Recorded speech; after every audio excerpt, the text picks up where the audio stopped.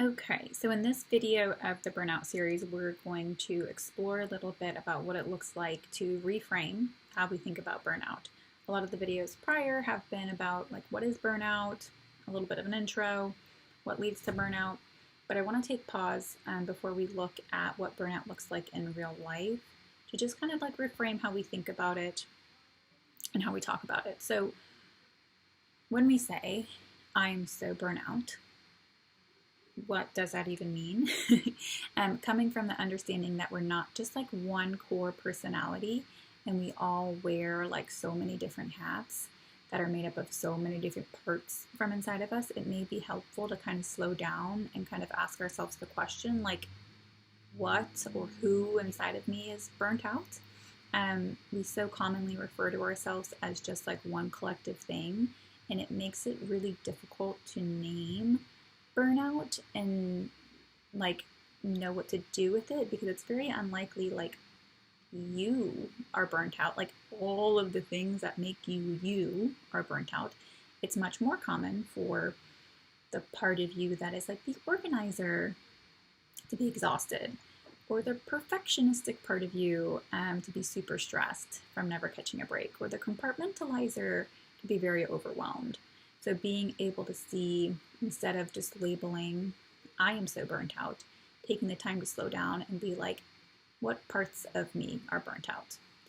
Very commonly, some of the core parts of ourselves that lead our lives are exhausted and just can't anymore. They need a break, but they don't really know how to take one. And they're really scared that if they do stop doing what they do, that everything else is going to crumble. So if we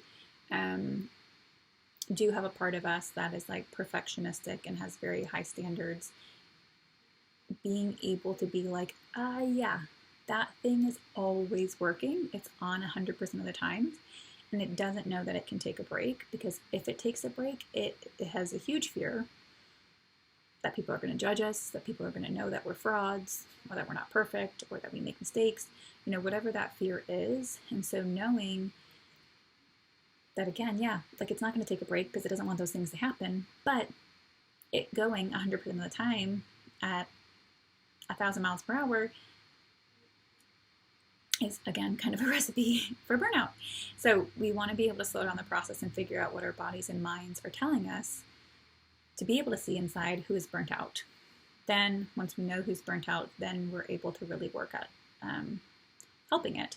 Because if we just assume that all of us are burnt out, that's a very overwhelming task to be able to bring awareness to all the different parts of us and all the different hats and all the different things that we do. And so if someone's going to task me with that, I'm probably just not going to do that. Where if I took the time to slow down and notice that like, oh yeah, this perfectionistic part of me is like exhausted and needs a break, then I can really spend some time and resources and help kind of spend some energy helping that thing figure out how can it take a break in a way that feels safe for it.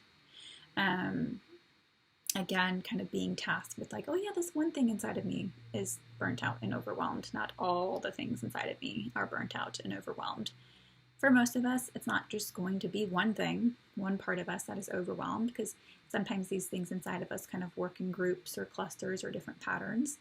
But starting with that kind of framework that we're just trying to figure out one of the things and then trust that that thing is going to lead us to the spider web of connections inside of us, opposed to just labeling, I, Shannon, am so burnt out. Because in reality, all parts of me are not burnt out. Some of them are working just fine in the ways that they need to be working. Other parts of myself are like working on overdrive, and maybe from a fear-based space. So those things are the things that maybe need some extra attention. But next video in the series, we're going to be looking at what it looks like in real life to be burnt out. And then maybe just another video after that about what to do when we notice burnout. And that'll kind of wrap up our series.